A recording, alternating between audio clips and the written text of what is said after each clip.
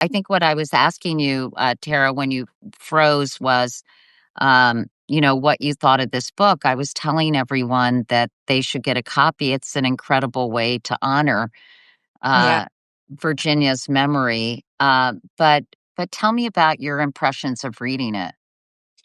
I thought it was amazing. I feel like it was a stream of consciousness having spoken to her and known her. I'm happy that she was able to really paint a portrait of a woman who went through many cycles of abuse, which I think will help a lot of survivors, not just survivors of Jeffrey Epstein, but survivors of all types of crimes. And I think will help people understand why someone doesn't go to the police after they are molested or groomed or taken advantage of. That often the predators they prey on people like Virginia, who was molested since she was a child by her father, and then went on to be living on the streets, homeless, trafficked.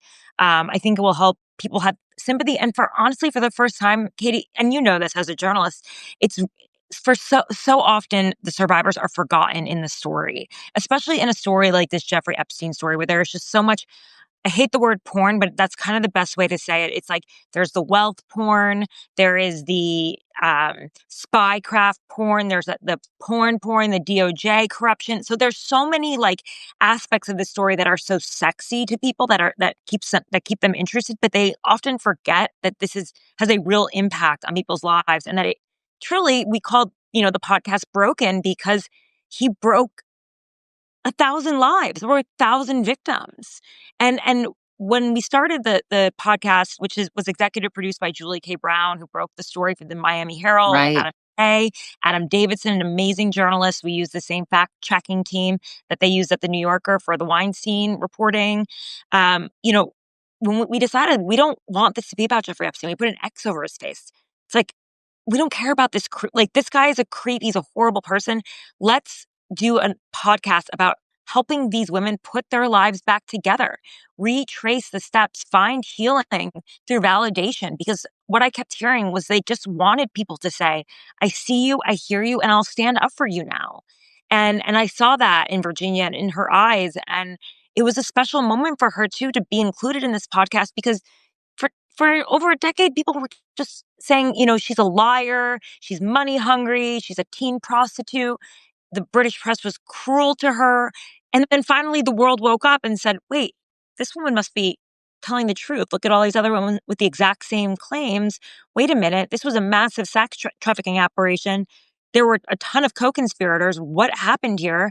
And she was just so grateful that the world was listening. And she did create this nonprofit, Victims Refuse Silence, because she believes that the only way to stop sex trafficking is to speak about it and a lot and to make sure that it's out there. And I think that this book and its impact and the story it will tell will make it really hard to pardon someone like Ghislaine Maxwell. I think it will make it really hard to turn away from the crimes that Jeffrey Epstein committed, because here is a story of what happened and all the kind of details that Yeah. explain the psychology, even the fact that she loved Jeffrey Epstein. Like, I know that sounds bizarre, but she did. I mean, he she didn't know what love was. They picked girls that that had such complicated relationships in their family since they started, that she didn't understand boundaries. She didn't know what love was. She didn't know what it was like to be taken care of. And I think But also when you hear Tara about how she was treated by her father and this quote unquote family friend, you know, I mean, yeah. starting at when you're 7 years old, how that Mm. impacts your whole sense of worthiness and your whole Yeah. sense of who you are and why you should be valued. And it's just so heartbreaking to me. So, of course, maybe to have two people who made her feel special, no matter how demented and distorted Yeah. and manipulative that those feelings were, I think you can I think it's hard if you grow up in a healthy family, Yes. to even appreciate how your sense of self can get so distorted. And someone said she never had a childhood, at least a normal one. So I wanted you to just talk a little bit about your time with her, Tara. I know you all, as you mentioned, you traveled the country. She was going back to talk to and to validate what had happened to her. So you guys went, you tried to find Jeffrey Epstein's chef at some Right. point, right? There was another woman, and you all went to the house and Mhm. you snuck in. It was a gated community in Los Angeles, Yeah. and she wouldn't talk to you. And I thought it was gross. Like, she was one of the women that Virginia was forced to have sex with, I think, very early on in her Mm. relationship Yeah. with Jeffrey Epstein and Ghislaine, right? Yes, yeah. That was a wild day. I've never actually put that we didn't even feature it in the podcast because it was just so over the top, the way that the reaction that she had to Virginia and what happened.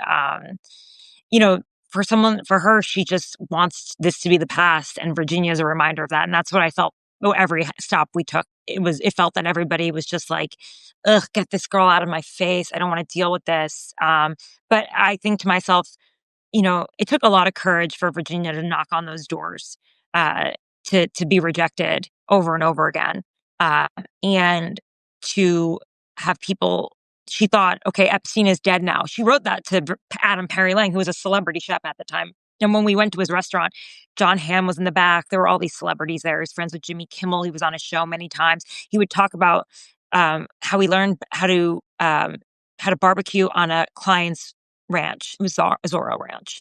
And, he was on Oprah. He was very famous. And I think she thought, well, Epstein's dead now. Like, now you can do the right thing. And, he texted her back eventually after we went to all his houses and his ex-wife's house. And this one's like, oh God, you know what it's like to go on a reporting journey. Yeah. And so it was messy. But I got to know her really well from that. And Wait, but finish that story. Did he basically never talked to no, you all, right? He texted no. you and kind of Yeah. wrote all my best type thing, and I'm sorry Yeah. for what you've gone through, but Right. he refused to have a conversation with you all about it. I guess, why do you Yeah. think that was? I can pretty much answer the question, but why Yeah, do I you think think he it wanted was? to he was embarrassed. He doesn't wanna lose his reputation. I mean, his name is all over the flight logs. Often when you see APL, that's Adam Perry Lang. He was his chef for a very long time, and he went on to be, to work in really prestigious restaurants and then create this name for himself, having his own book, his own restaurant on, being on all these shows. Then there was the pilot, Larry Wasowski. Uh, we went to his house. She calls him. She's halfway through the phone call with him. He just hangs up on her midway. And she's like, "Would you like to meet for coffee?" Boom.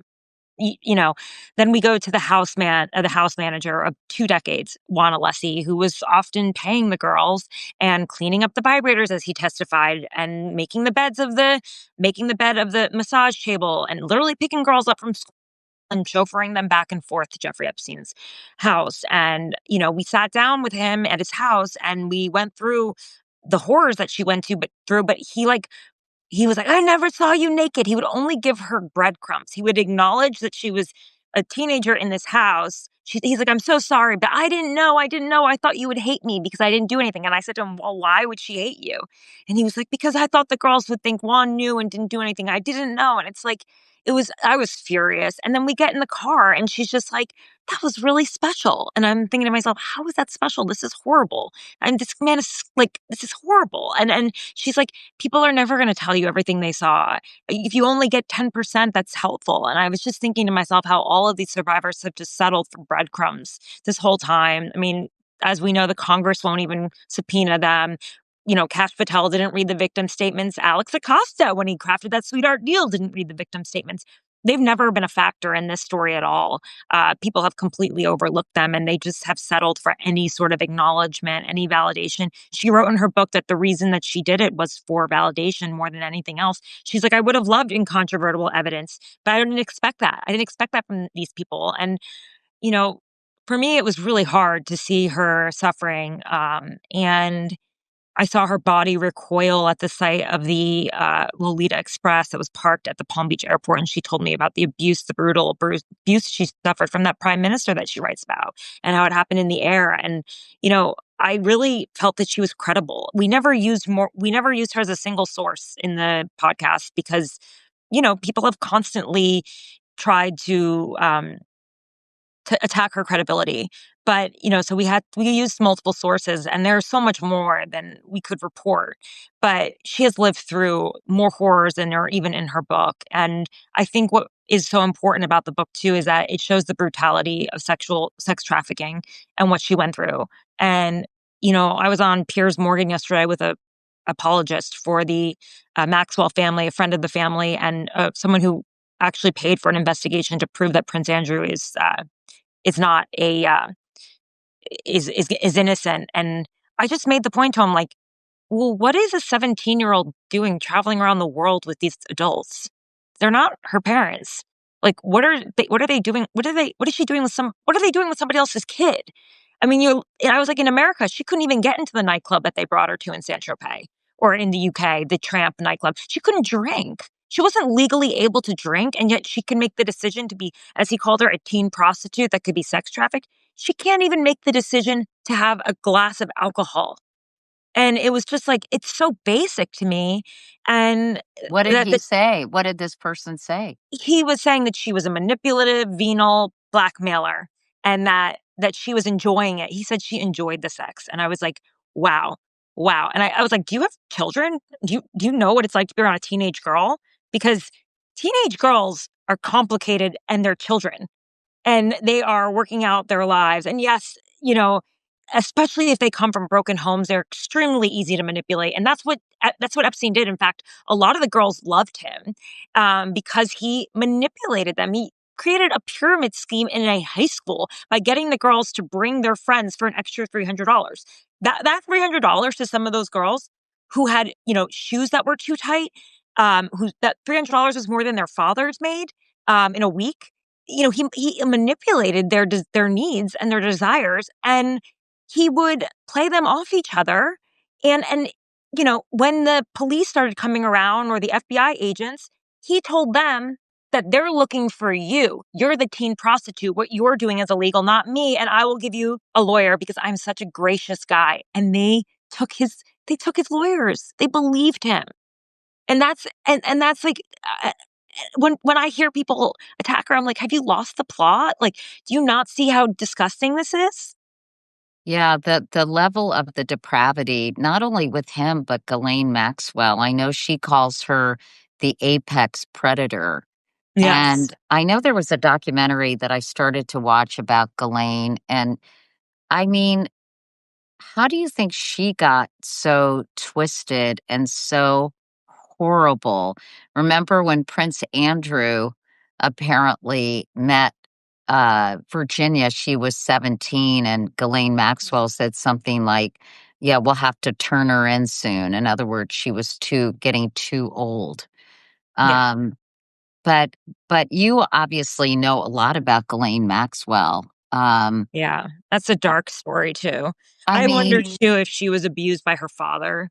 I do. really, And Virginia said that she thinks that Epstein was abused when he was a kid. She had a sense that he was molested as a child.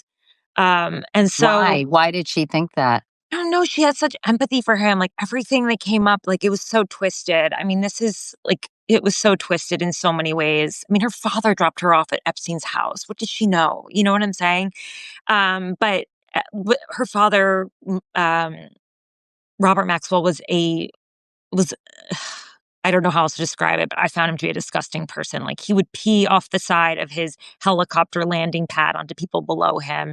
He would wipe his bum with the common towel in the bathroom. He would throw food at people. He would degrade them. He had very little respect. But there were a few people that he loved, and it was Ghislaine Maxwell. It was in a weird way, kind of like how Trump feels about Ivanka, where it's his most beautiful child. So he would bring her to events and have her on his arm, much like where the person your wife, you know what I mean? She would substitute for his wife, Betty. And so he was proud of her beauty and her Rolodex and all of her friends. And so there was a part of him, but they would meow at each other. It was very bizarre. Like, they would get Mm. on the phone and meow, but there was also a part of him that was quite cruel to her. And actually, Jeffrey was very cruel to her too. And he would degrade her. I learned this from her friends. A part of the power of the Maxwell series is I kind of got into the psychology of Ghislaine too through her friends.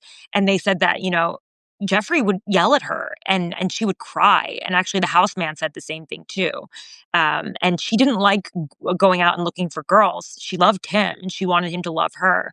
But I think she had that similar relationship with her father where she desired the love of her father and never really got it from him, even though he named his yacht the Lady Ghislaine. And Giuffre was a manipulative person. He would give people a little bit of what they wanted and then take it away. And, you know, she was lost after her father died, and we know that he had a connection with Jeffrey Epstein. So there are a lot of questions about whether he, he stole all this money from the pensioners of the Mirror, the newspaper that he owned, and it's unclear if he actually sent that offshore to Jeffrey Epstein to manage for him, and that's why he. Ghislaine Maxwell said in legal papers that he promised to provide for her for the rest of his life. Was it just to run this massive sex trafficking operation? Or was it because there was an agreement before, that he could manage the father's money? So there are a lot of questions there. He is a man of mystery. He's believed to have been involved in not just Israeli intelligence, but also KGB. He came from Czech Republic, changed his name. He was also involved in MI6. He was a member of parliament. I mean, this is a fascinating man. It actually is very similar to Succession. His story, and some people believe that it's actually the Succession series was based on him and not Rupert Murdoch, who was his rival. That it's sort of a blend of the two, but actually, the more you know about Robert Maxwell, the more you think it was actually based on Maxwell than you do think it was based on Rupert Murdoch. But the family is very strange.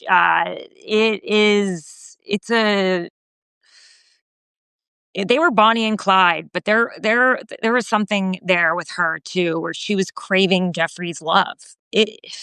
But she also was having sex with these underage girls, Tara. Yeah, no, she took the panties off of Virginia. She touched Annie Farmer's breasts. She was the one who was engaged in all of this as well, and so you know, this was a woman who was a pedophile too, which is so Right. rare. I think You don't people see that sort of often.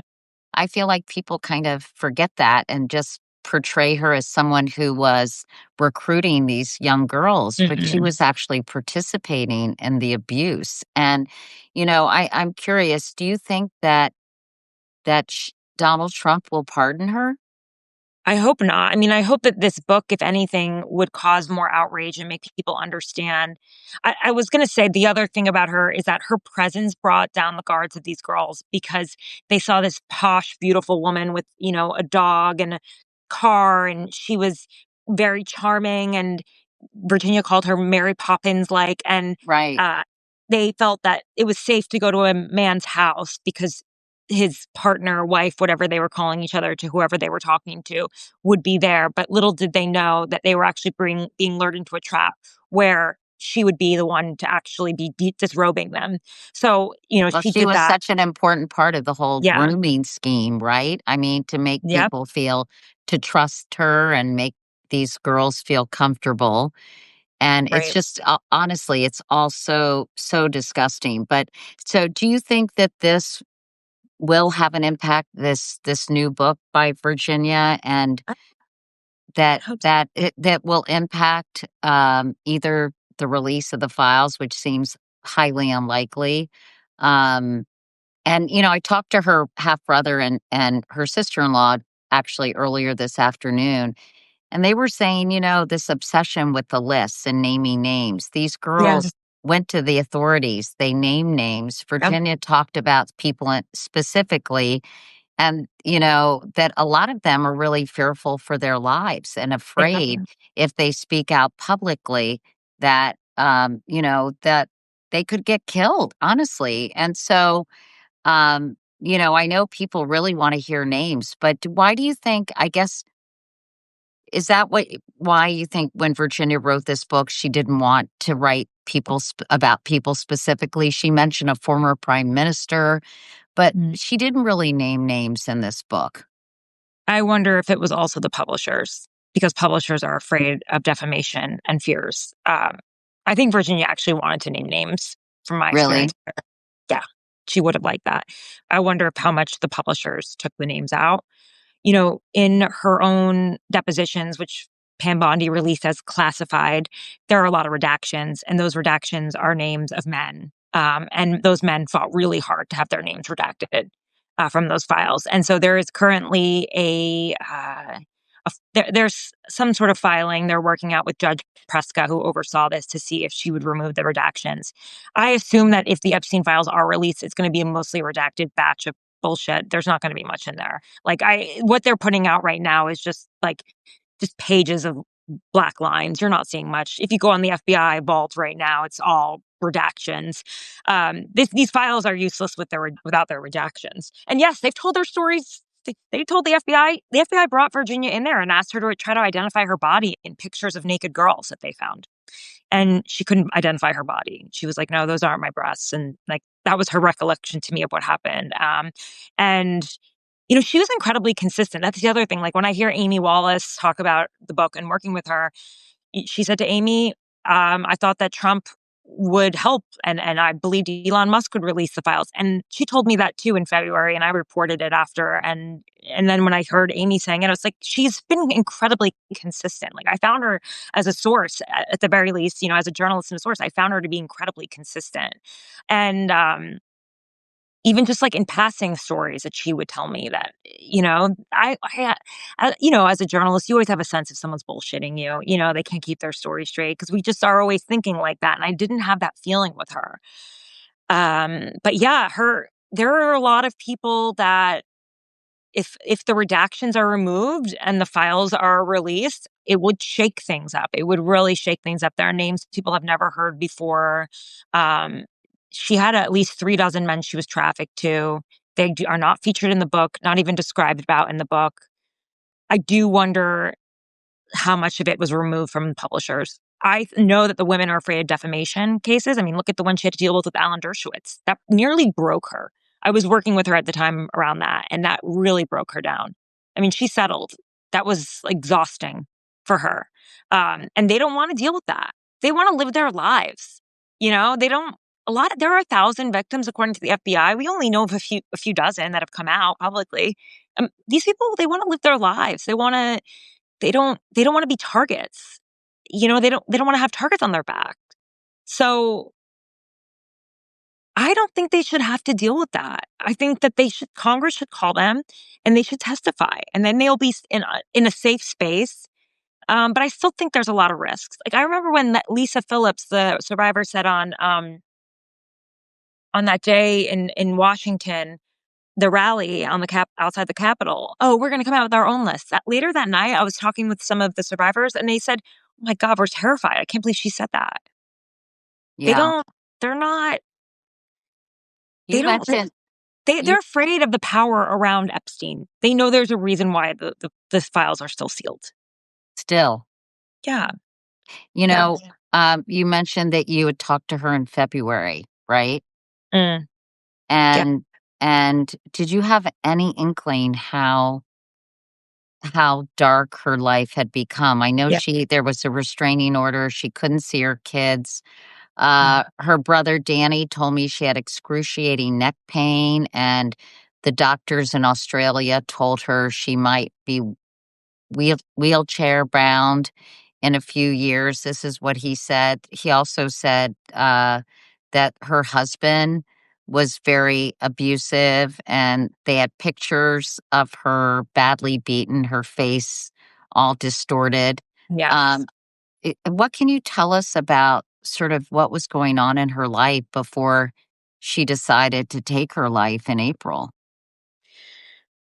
It was hard to hear it, honestly, Katie. And there's a part of me that feels really sad that I don't know. I mean, I didn't know if she was gonna. I don't, it's hard because um she told me that Robbie was beating her up. She said that her kids weren't around. I knew that they were her light. They were her reason for life. I mean, after dealing with the trauma and that she dealt with her whole life, she dealt with a lot of demons. But it was her children that really were her reason for living. And so there was a reason she lived out in Perth, outside of Perth, in a ranch around animals. Like she didn't want to be around people. Like she just really wanted the simple life. And with all of her health issues, they say the body keeps the score. She had kidney issues. I remember when we were traveling, we had to stop at a doctor because she's like some sort of kidney infection. And I have to think to myself, like, that's near the sex organs. She struggled she struggled a lot, and, she was upset with Pam Bondi because of the circus around her files. She hoped that Trump would have actually released them. She apparently Elon Musk DM'd her, she said, and said he was gonna release the files. I think her hope was not she lost some hope, I think, and I think her just losing her children was just so devastating for her and her health. I mean, I said to her, "Virginia, you have to go to New York, like, you have to go to Colorado, you have to spend time with your family, you can't live there, you have to go be around people." And, yeah, and then, a few months later, I saw the news and I was just like, "Oh my god, I didn't realize how bad it." I mean, I'm happy. I'm happy that her family was there because they knew how bad it was. They went to go see her, and they were with her. It was her brother who Right. found her body and tried to save her. Um, and so I guess it makes me really angry whenever I see these conspiracy theories that say, like, I "Oh, she know. was killed." I'm like, "You don't understand the pain that these survivors have felt, the trauma." It's those are demons. Like, it's almost minimizing the impact of sexual abuse and trafficking to suggest that she lived a hard life. She lived a really, really, really hard life, and I feel like, um, this was the last straw. Like, not having a family, it was too much for her. I It don't understand, Tara, how in Australia, if this husband or, I Mhm. guess estranged husband was Broke her physically abused. sternum. Broke her sternum. Physic That's a hard bone to break. he broke her sternum. Yeah, And that's exact why was he able to get a restraining order against her? it's like who calls first? It's kinda like that too in America, right? Whoever calls the police first usually gets the benefit of the doubt. It's just it and apparently the laws in Australia are incredibly antiquated. I don't I don't understand. There were reports of abuse in Colorado, like, there's an actual domestic violence report there from her husband. I fear that the laws there are not the same as they are in the US, and she was just telling I mean, I didn't say anything about this for a while. I wanted her to tell her own story. Like, she came out, her family put her diary out, and they said about the abuse. Like, it wasn't. As a journalist, like, I was talking to her about Pam Bondi, Trump politics, what's going on, and what she was sharing with me as someone that she was confiding in. I didn't feel like was my place to talk about even after her death. I felt like it'll come out however her family wants it to come out. It's not my place, and they did what they wanted to do. But I think her story is another story about the cycles of abuse and how people go from abuser to abuser to abuser to abuser. She met her husband within like 3 days, or immediately within going to Thailand. They got married within days. We should Um, explain how she went to Thailand because Jeffrey Epstein and Ghislaine sent her there to become a masseuse or learn masseuse or yeah, massage or whatever. to find Thai twins was what she had told me. Yeah, and so I know. It's crazy. And so Before she meets him there and decides, "I never wanna go back," and, yeah, she marries a guy that she meets in a week, and she's always, like, sort of painted him as a hero for a long time, but I kinda think that she needed to, even in her mind, tell herself that she had a hero finally. Because that's the thing about the Virginia Giuffre story, there are no, like every story has an arc, right? Where there's the happy part. And for her, having children was the part that was really the joy in her life. But there were really those moments were so infrequent in her life, and they were fading. And that's what's so devastating about this. I actually wondered if her book could even really be written because I was like, it's so dark. And, like memoirs are books that people are supposed to read them to find out more about themselves, to connect with the writers. And I'm like, could anyone connect with this level of abuse? Like, very few people can. So that's why I'm so proud of her to see that, like, the books are flying off the shelf and that people want to read it and that they're willing to, like, to sit down with it and absorb this.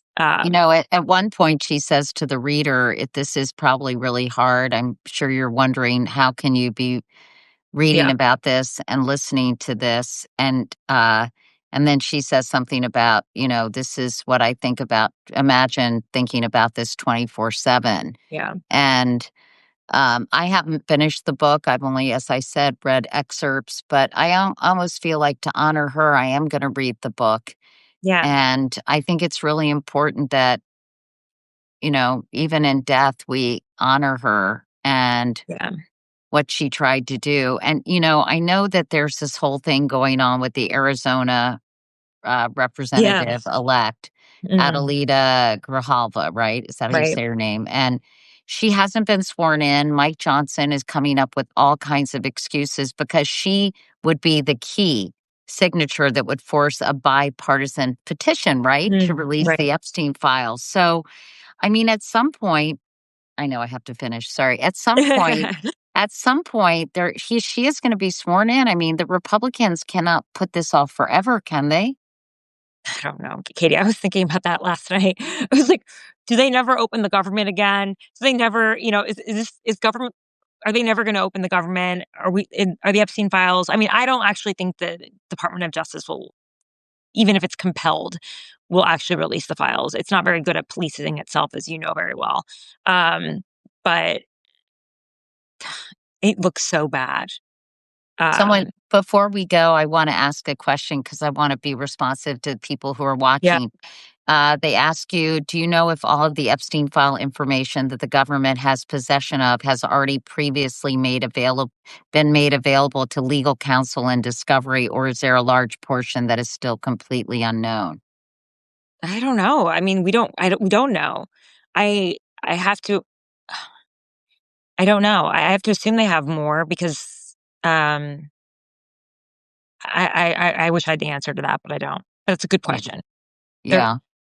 I I'm they say there surprised are that 1,000 victims. I can't imagine that there are 300 gigabytes. We've only seen what did they say? Like, some like, what, 0.3% so far? yeah.